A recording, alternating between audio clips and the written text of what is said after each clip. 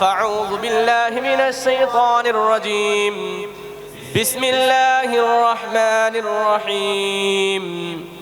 وقال الذين كفروا لا تسمعوا لهذا القرآن والغوا فيه لعلكم تغلبون إلى الآخر آية الحمد لله সমস্ত প্রশংসা সমস্ত গুণগান সেই মহান রব্বুল আলামিনের দরবারে যে মহান রব্বুল আলামিন আমাদেরকে এই একটি নান্দনিক পরিবেশে উপস্থিত হওয়ার তৌফিক দান করেছেন